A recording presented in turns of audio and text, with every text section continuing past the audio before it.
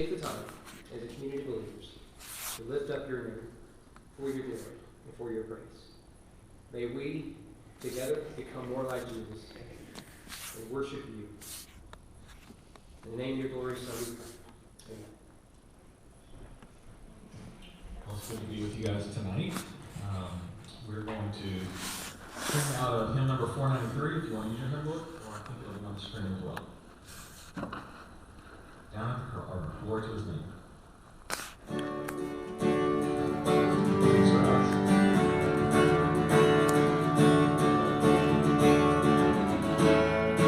Down at the cross where my Savior died, down where I lives in your sin I cried, there to my heart was the blood applied. Glory to his name. Glory to his name. Glory to his name. There to my heart was the blood applied. Glory to his name. I am so wondrously saved from sin. Jesus so sweetly abides within. There at the cross where he took me in. Glory to his name. Glory to his name. Glory to his name. There to my heart was the blood applied. Glory to his name. Oh, precious fountain that saves from sin, I am so glad I have entered in. There Jesus saves me and keeps me clean. Glory to his name. Glory to his name. Glory to his name.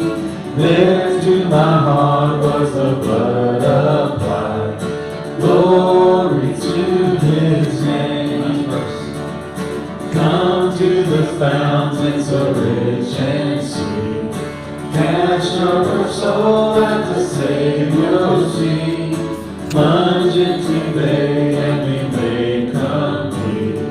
Glory to his name. Glory to his name. Glory to his name. There to my heart was the blood applied. Glory to his name. Glory to his name. Glory to his name. There to my heart was the blood applied. Glory to his name. Open the eyes of my heart.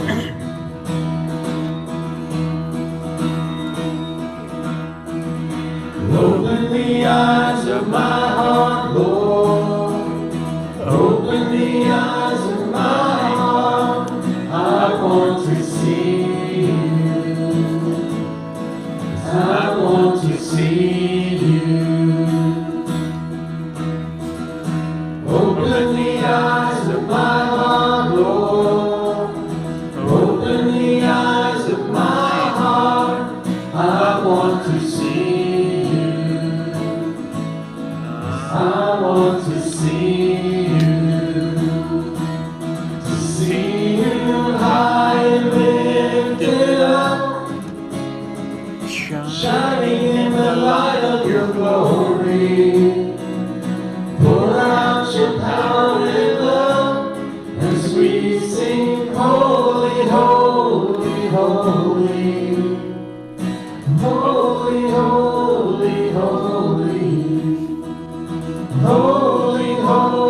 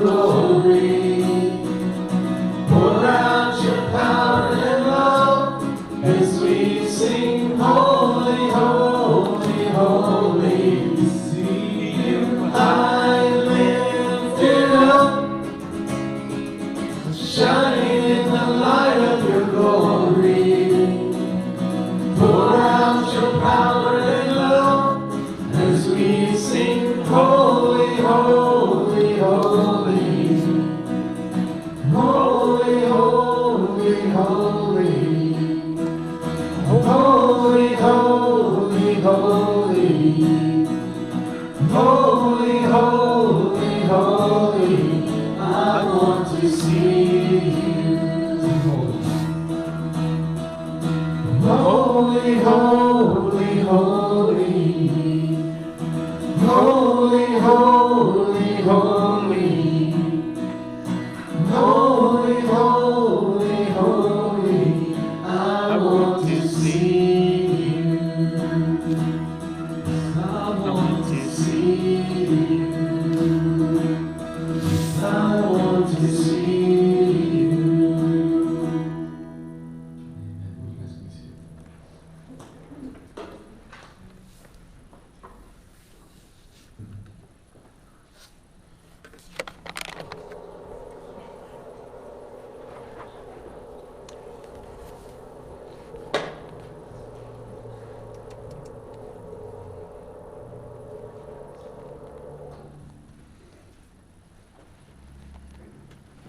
Thank you, worship team, as always. I'm grateful for the skill God gives you. Because otherwise, y'all be stuck with me. So I'm very, very grateful for you guys. Especially my wife is grateful for you guys, right? That would be really not stuck with me. She has to hear my singing at the house. So, take it from her. Yeah. Thank you.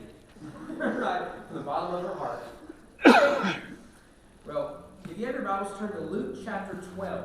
Luke 12, we are working our way through the parables of Jesus. We've been highlighting Matthew this morning, Luke in the evening, and we find ourselves looking at a parable I think that we are familiar with, but maybe we don't read it often. Maybe it's not heard preached on. I've never preached on it, sure, and yet it is one when you read it.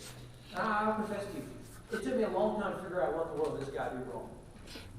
Right? Why do I not agree with Jesus? Have you ever read the Bible and think that? We'll do one from Matthew soon, like that. But I think as we see that what Jesus is saying is a message that we as Americans and we as Christians need to hear.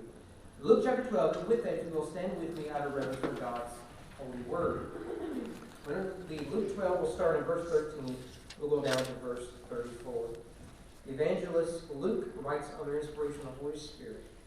Someone in the crowd said to him, "Teacher, tell my brother to divide the inheritance with me." Jesus said to him, "Man, who made me a judge or arbitrator over you?" He said to them, "Take care and be on your guard against all covetousness, for one's life does not consist in the abundance of his possessions." He told them a parable, saying, "The land of a rich man produced plentifully, and he thought to himself, what shall I do? For I have nowhere to store my crops." And he said, "I will do this. I will tear down my barns and build larger ones, and there I will store all my grain and my goods. And I say to my soul, so you have ample goods laid up for many years. Relax, eat, drink, get married." And God said to him, "Fool, this is not your soul's required of you. The things you have prepared, which will they be? So is the one who lays up treasure for himself and is not rich towards God." He said to his disciples, "Therefore I tell you, do not be anxious about your life, what you will eat, or about your body, what you will put on. Life is more than food, and the body more than clothing. Consider the ravens. They neither sow nor reap. They have neither storehouse nor barn, and yet God feeds them. Of how much more value are you than the birds? And which of you, by being anxious, can add a single hour to his span of life? If then you are not able to do as small a thing as that, why are you anxious about the rest? Consider the lilies, how they grow. They neither toil nor spin. And I tell you, even Solomon, in all his glory, was not arrayed like one of these. If God so clothes the grass, which is alive in the field today, and tomorrow is thrown into the oven, how much more will he clothe you? O you of little faith? Do not seek what you are to eat and what you are to drink, nor be worried. For all the nations of the world seek after these things, and the Father knows that you need them. Instead, seek his kingdom, and these things will be added to you. Fear not, little flock. For it is your Father's good pleasure to give you the kingdom. Sell your possessions, give to the needy, provide yourself with money bags that do not grow old, with a treasure in the heaven that does not fail, where no thief approaches and no moth destroys. For where your treasure is, there your heart will be also. Let's go with prayer. Our Father, thank you for your love and your mercy. Thank you again for allowing us to be here this evening. We open up your word that we trust that we become more like Jesus because of it. So open our hearts that we would receive your word, our mind that we would understand it, our eyes that we would see your word, our ears that we would hear and heed, our mouth that we would speak the truth, the hope that is within us, and our hands and our feet that we would go with these things. Transform us by the power of your grace. May I decrease and you can increase. In your Son we pray. Amen. See.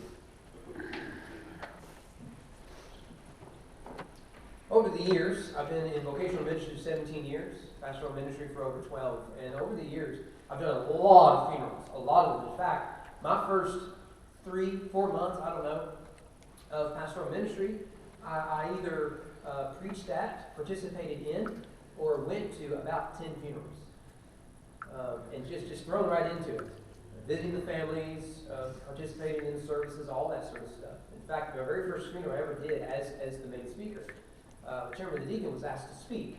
And he didn't know what he was doing. And at one point he said, I'm going to follow your lead, preacher, because you know what you're doing. Well, little did he know. Right? I'd never done a funeral like this. I was always like the guy who's going to stand up and read scripture. I was never one of the main guys. But I will tell you, the ugliest part of every funeral is not the tears shed at the closing of the casket. When the family comes up and you stand at the head of the casket and there are those who are saying goodbye to the very last time. That's not the worst part. It's not the organizing of the funeral, the agony of what would mom or dad or cousin or whatever want or like or wear or what music should be played. It's not the organization of the service. The ugliest and worst part of any death is by far the fight over the inheritance. Chances are, some of us here this evening have stories to tell. Maybe in your family, maybe it's you. Chances are you have stories to tell. Chances are there are people in your family, cousins, uncles, aunts, parents, siblings, you've hardly spoken to over the issue of inheritance. All too often I've found that people we have loved and enjoyed for years can in an instant become an enemy all over possessions. And the conversation that sets this parable up is over precisely that. In verses 13 to 15 we get the setting of the parable. And it is a striking one. The question comes from an unnamed individual who just shouts out a question to Jesus while he's in the middle of teaching. In fact, just consider what it is Jesus just said. Go back with me to verse 8. We didn't read this part earlier. This is the real setting that sets up the setting for the parable.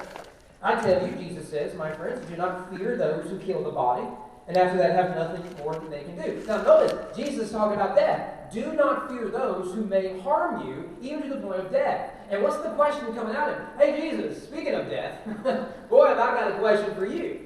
Don't fear those who may kill the body, and after that have nothing more they can do. But I will warn you that to whom to fear him who after he is killed has authority to cast into hell. Yes, I tell you, fear him. Are not 5 sparrows sold for 2 pennies, and are not one of them is forgotten before God? Why, even the hairs of your head are all numbered. Fear not. You are more valuable than many sparrows. But notice what Jesus is saying here. He says, 1, do not fear what the world may do to you. Fear what God might do to you. I remember my parents always saying things like that whenever we were in trouble.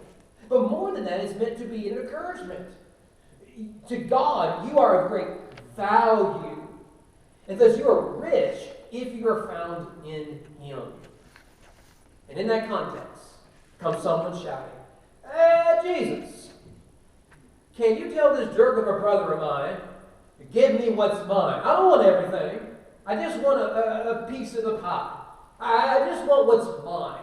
Mom and Dad wanted me to have this. This is mine. I must say, as a pastor, I get this, right? You're talking about X. And out of nowhere, someone is shouting about Y. And you're asking why about Y, aren't you? Have you not been paying attention? Then again, if you're a parent, you've had this moment before, right? Maybe you're having that serious conversation over the dinner table, or maybe it's in the car on the way to school or to work or to the restaurant, right? And then in the middle of that, your youngest or your middle or whoever, they shout out and they have a question about who would win in a fight between Superman and Hulk. You know, whatever it might be, right? You just like, man, we've missed it. But more than that, it's not just that it's a change of direction. But the guy completely misses everything Jesus has been talking about leading up to this moment. Again, as a pastor, I get this. How often will we preach on forgiveness, and yet only to witness the agony of bitterness? Or to preach on faith, only to witness the agony of doubt? Or to preach on prayer, only to witness the agony of anxiety? Or to preach on perseverance, only to witness the agony of fear? Regardless, for what little we have here, it seems that this man is complaining that his brother wants everything. And this is the way it always goes. Now, whether or not his brother actually wants everything is up for debate, right? One of the things, let me give you, someone comes up to you to complain about anything.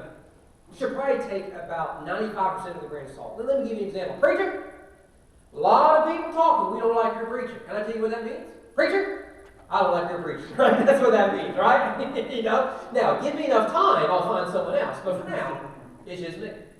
So too when he says, hey, Jesus, my brother's trying to take everything. You should probably translate that as, he's taking more than I think he should have.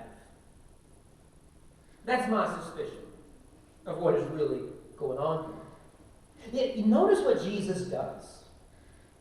He doesn't engage in the issue. I love this about Jesus. Jesus doesn't engage with drama. Let me tell you, that alone, you should write that down.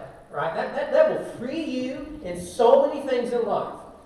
Thou shalt not engage in unnecessary drama.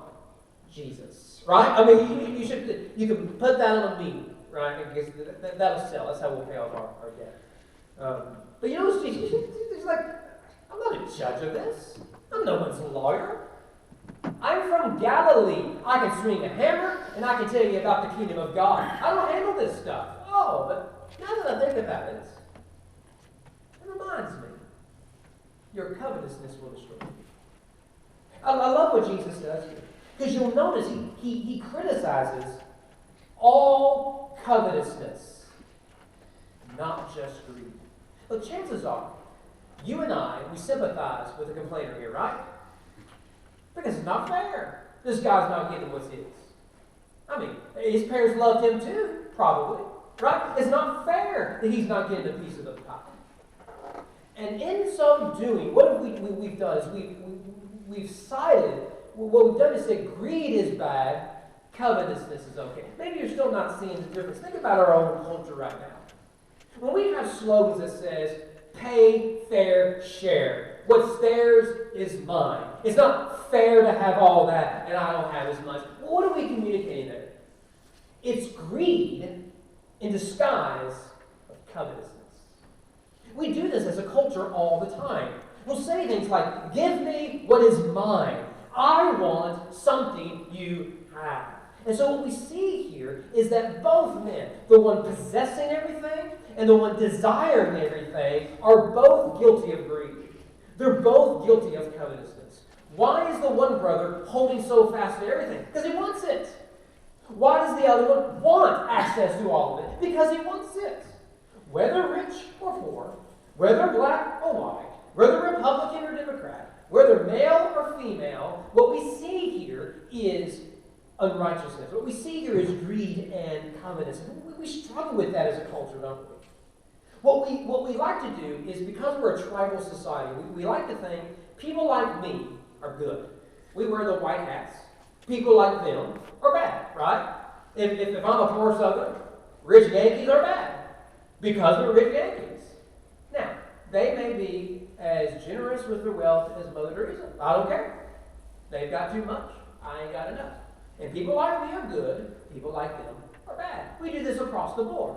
If you vote this way that's different from me, you're a bad guy. I'll never seek to understand why it is you make the decisions you make. You must therefore be unrighteous.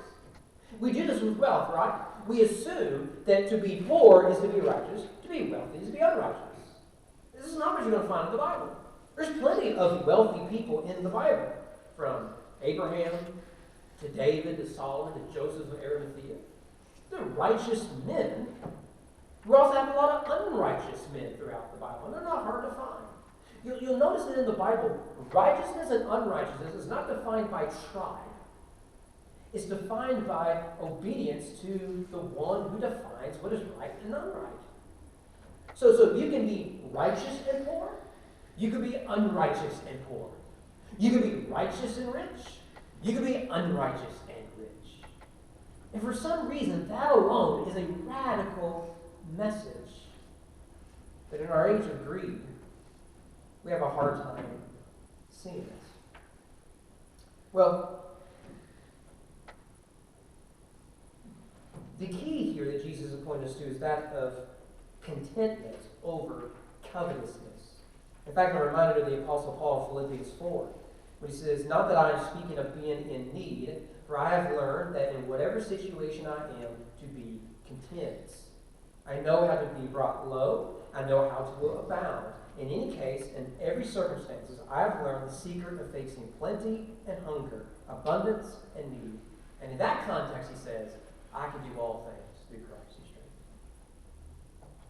That's the key that Jesus wants us to see. In pointing out, do not surrender to covetousness, he's not looking at the man's brother. He's looking at the man making the criticism. Includes us all. Well, verse 15 gives us a thesis of really the entire text, doesn't it? He says that there, take care, be on your guard against all covetousness. One's life does not consist in the abundance of his possessions. We could add therefore the lack of abundance. I'll give you a hint here. If you're struggling with covetousness, you will never have an abundance. That's the problem. That's the problem. The man who's content always has an abundance. The one who's covetousness never has. Did you know that do not covet is in one of the 10 Commandments? Are you aware of that? Chances are, if I were to ask you to recite the 10 Commandments, you give me 7, 8, maybe 9 if you're extra spiritual, gone to Sunday school your entire life. And so you would say things like, don't kill. That's sort of an important one. Don't steal. That's kind of a good idea. Don't commit adultery. Right? That's good. Keep the Sabbath, right? You know, the church has to do something, I guess. And then you think, don't worship other gods. That's a twofer there, so you get the first two knocked out. But then we always forget that last one. But one of the things we find about the 10 Commandments is, if you keep the first one, worship only God, you'll keep all the other ones, right? Because all of them are a violation of true worship. If you keep the 10th one, you'll keep all the other ones. Because all the other ones are a violation of the 10th Commandment. Why else do we murder and steal and lie and worship false idols? Is it not because we have corrupt hearts? The reason we often overlook covetousness is because it gets to the heart of the issue. And the heart of the issue is the hearts. I would not murder without covetousness. I would not steal without it. I would not commit adultery or break the Sabbath or worship other idols without covetousness. See, covetousness is about more than mere possessions, but our need for more of anything.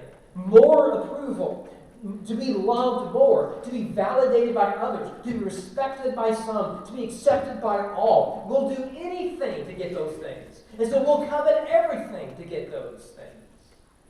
So we might criticize this man over his parents' inheritance. But if we're honest with ourselves, we are just as guilty as he. That's the setting. Let's look quickly at the story here in verses 16 to 21.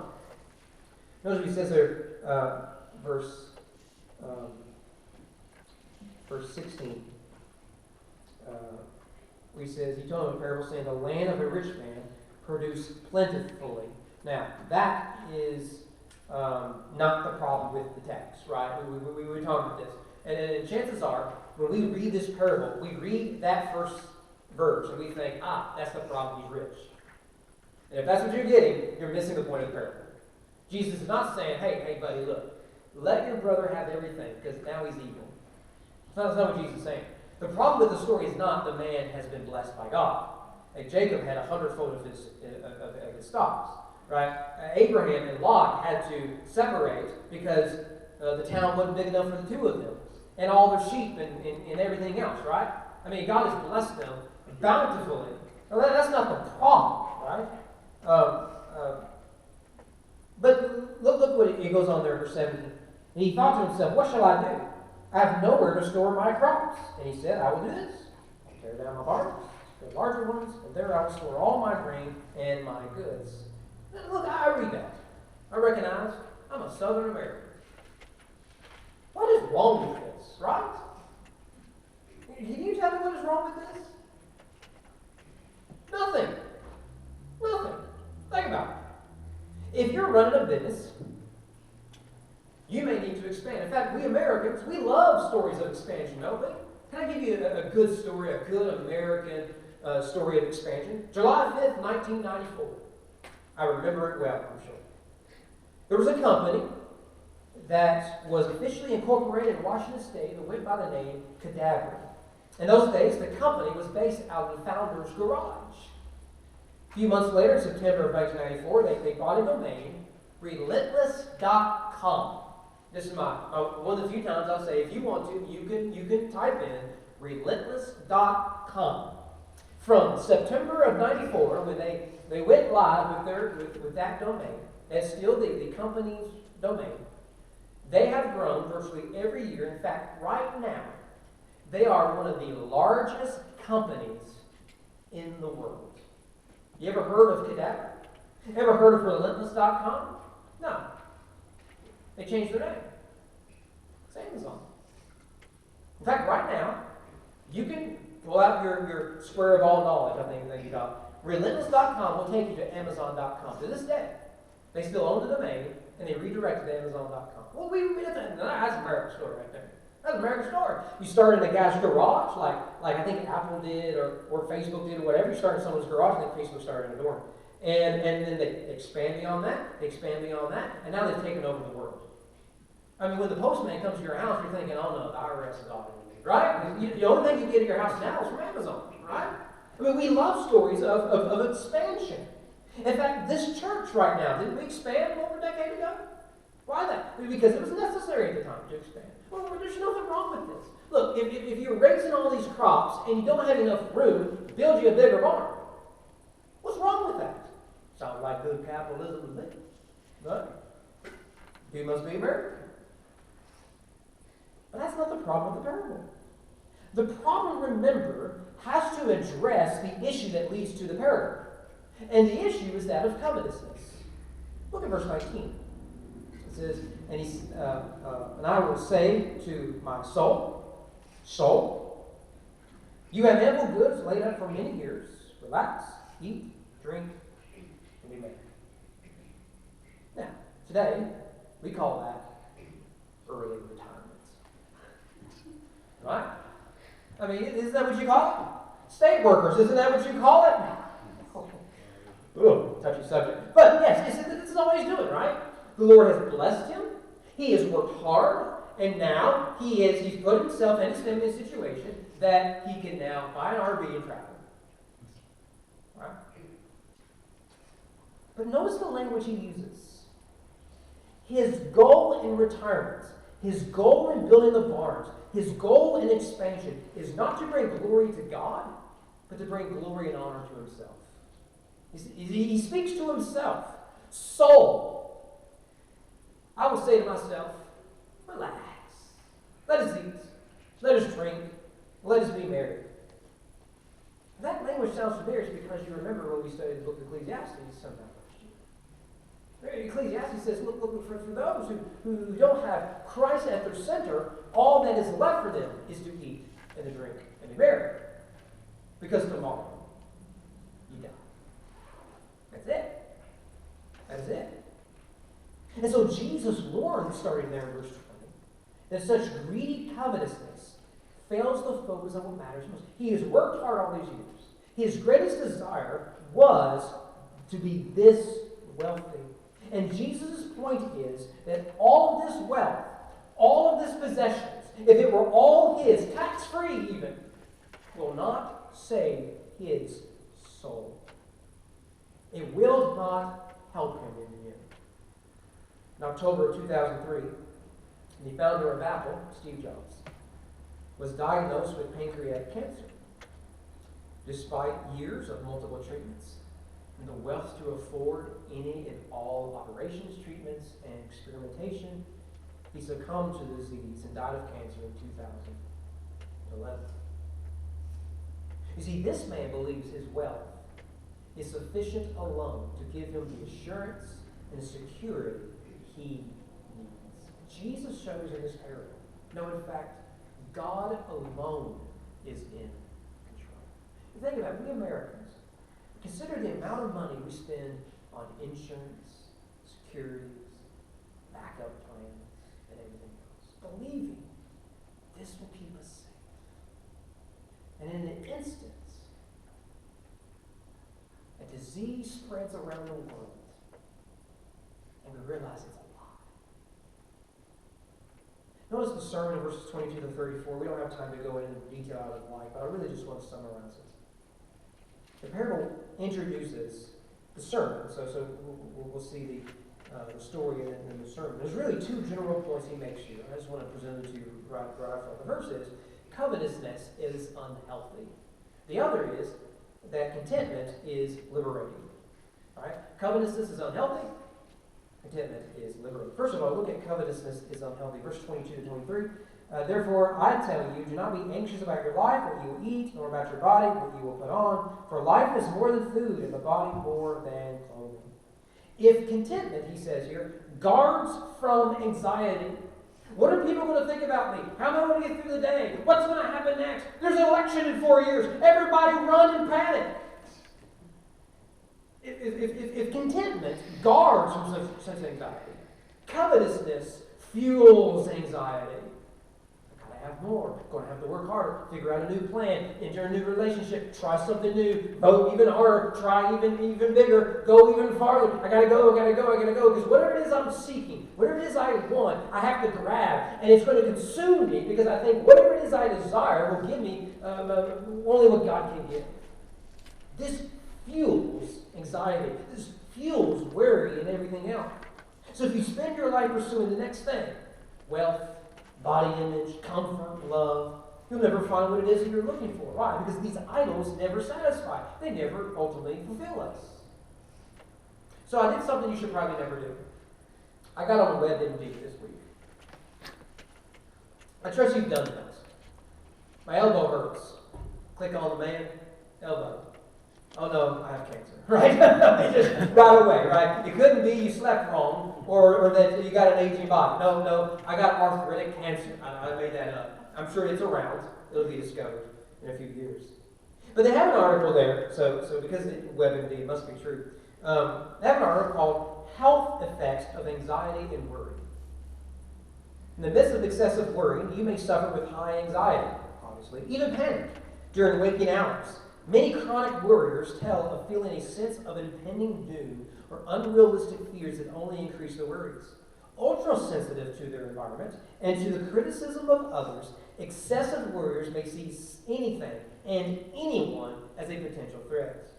Chronic worry can affect your daily life so much that it may interfere with your appetite, lifestyle habits, relationships, sleep, and job performance. Many people who worry excessively are so anxiety-ridden that they seek relief in harmful lifestyle habits such as overeating, cigarette smoking, using alcohol and drugs. Chronic worry and emotional stress can trigger a host of health problems. The problems occur when fight or flight is triggered daily by excessive worrying and anxiety. The fight or flight response causes the body's sympathetic nervous system to release stress hormones, such as something that I can't pronounce. These hormones can boost blood sugar levels and blood fats that can be used by the body for fuel. The hormones also cause physical reactions such as difficulty swallowing, dry mouth, fatigue, inability to concentrate, muscle aches, nausea, rapid breathing, sweating, dizziness, fast heartbeat, headaches, irritability, muscle tension, nervous energy, shortness of breath, trembling, and twitching. When the excessive fuel in the blood isn't used for physical activities, the chronic anxiety and outpouring of stress hormones can have serious physical consequences, including suppression of the immune system, digestive disorders, muscle tension, short-term memory loss, premature coronary artery disease, heart attack. If excessive worry and high anxiety go untreated, they can lead to depression and even suicidal thoughts. And let me tell you, if we are consumed with anxiety due to covetousness or other factors, that is not even the worst you have to worry about. These are physical effects that should be obvious to us all. If you are worrying, you can't sleep. If you can't sleep, there's a host of other things, like you're irritable to your spouse constantly. We get this. But there are spiritual effects to such a life. And those are the things that will consume you. You'll believe lies like you'll never measure up. There's no way God could love you. You're not good enough. You're unworthy of anything. And that the cross isn't enough. That will consume your soul. What is the quote I came across this week? Don't know who said it. Let's just say it, Abraham Lincoln. Money will buy a bed, it will not buy sleep. It will buy books, but not brains. Food, but not an appetite. Finery, but not beauty. A house, but not a home. Medicine, but not health. Luxuries, but not culture. Amusements, but not happiness. Religion, but not salvation. A passport to everywhere, but not to heaven. See, it's bigger than just your physical life. It's your very soul. Well, if covetousness is unhealthy, Jesus makes it clear here that contentment is liberating, and we have to be quick here. To illustrate his point, Jesus directs us to consider creation. He looks at three areas. The ravens in verses 24 to 26. Look at the ravens, right? Little ravens. The lilies of the field. Look at the lilies. Right? They're more beautiful than all Solomon's kingdom. And then the nations. In each example, we see how creation demonstrates the liberating hope of contentment. The ravens are fed by God. Are you not more worthy than they? The lilies blanket the earth. They do not work overtime. They're not more beautiful than they. The nations are consumed with worldly goods and worldly things, and your Father knows what you need. So seek his kingdom, not man's. So the conclusion of it all is given in verse 32 to 34. Fear not. You see how easy it is to connect fear with anxiety? Fear, anxiety with covetousness? Fear, anxiety, and covetousness with greed? They're all related. They're all interconnected. Surrender to one, and you will have to balance them all. Do not fear their flock. It's your Father's good pleasure to give you the kingdom. Did you see that? No, don't miss it in the text. What's the original context of this? I want what's mine. He won't give it to me. What's Jesus' message that day of covetousness? I give you the kingdom. Isn't that enough? Why do you care so much about an inheritance that your children will find out for later? I give you a kingdom that you can all have if you accept it. Isn't that far richer? Isn't that far grander? Isn't that more beautiful than what it is that you so desire? So sell your possessions. Give to the needy. You see that? Covetousness never leads to charity. You can't have charity without love. So not only is your covetousness going to fuel fear, pride, greed, anxiety, and worry, but you cannot live by love and be driven by covetousness. But content. And say, I have enough, and you can have it all. That is fueled by love. Just give it all to the needy. Provide yourself with money bags. They do not grow old. With a treasure in the heavens that does not fail. And no thief approaches. And no moth destroys. Don't you want a kingdom like that? Don't you want possessions like that? Don't you want a home like that? For where your treasure is, that's where your heart will be. That's the key with it. You desire what your brother has, that's where your heart is. If you desire the glory of God, that's where your heart is. So if the gospel, as we saw in the kingdom parables, is more valuable to you than anything else, what will you ever lose in this world? And that's why we go back to the real setting. Don't fear those who can take your body. Don't fear those who can keep you off social media. Don't fear those who can silence your political activism. Don't fear those who can take you from your job. Fear him, who is Lord over body and soul. He will give you peace. One journalist tells the story of a rich industrialist who was on vacation. And while he was on vacation, he found a fisherman sitting lazily beside his boat. They're out ready to go out to sea, but he wouldn't do anything. There's his empty boat. Here he is, sitting, doing nothing. The vacationer says, "Why aren't you out there fishing? Isn't this your job?" He says, "Well, I've caught enough fish for today." "Why don't you go catch more fish than you need?" the rich man asks. "How would I do that?" he asks. "Well, you could earn more money," he said. "Buy a better boat so you can go deeper and catch more fish. You could purchase nylon nets, catch even more fish, and make more money. Soon you have a fleet of boats and be rich like me." Fisherman said, "Okay. Then what would I do?" "Well," he said, "you sit back down by the sea and enjoy life." He passed on the opportunity. So it is in the rat race of life. It isn't a rat race of life. It's covetousness. Not rooted in the gospel. At least not the gospel it says. Is Jesus' blood sufficient for you? Not store up for yourself kingdoms on earth. Store up for yourself kingdoms in heaven. And he who purchased you with your blood, with his blood, is there, building a whole things. Let's go to the prayer.